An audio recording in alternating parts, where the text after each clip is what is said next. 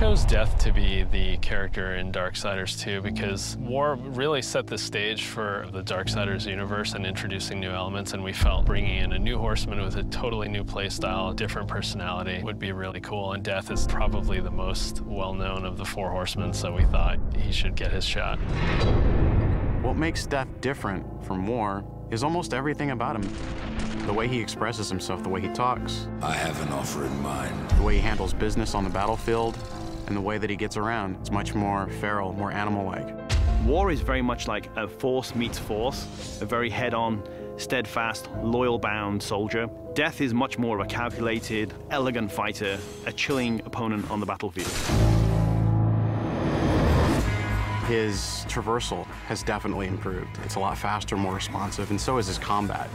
His weapon is more interesting. He can dual wield or wield a single heavy weapon, depending on your playstyle. Death's primary weapon is a scythe. It's kind of a unique one. It's sort of a multi-purpose Swiss Army scythe, and he can use it with two different blades. He can attach it together to form the more traditional Reaper scythe. He can use it as a pole arm. Of course, he doesn't stop that. He'll pretty much use any weapon that's made available. You can get big axes, you can get crazy cool claws, big iron fists, and he'll even shoot guns. I mean, he'll use anything that he can, really. The main improvement from Darksiders 1 to Darksiders 2 was depth.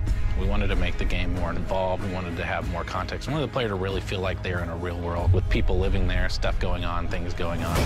We give them more items to tailor their own character, more characters to speak to, so we've got a lot more immersion on the story side of the game. The first game, most of it took place on Earth, so now we were totally free to create all these new areas. We have angelic fortresses, demon cities, the city of the dead. It got our team super excited.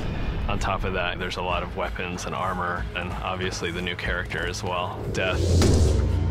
Death's the most feared, and he's one of the oldest horsemen in the fiction. They kind of look at him as a big brother. He's feared just because when he really gets down to business, he is the death dealer. That's sort of his thing. He wears his mask as an executioner's mask. That's his trade, that's his business. He takes people down.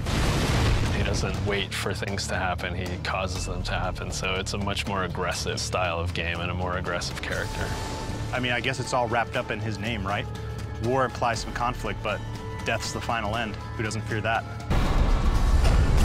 A few words describe Death: cold and calculated. Agile, both in the way he fights and the way he deals with situations. My favorite word to describe Death is definitely arrogant.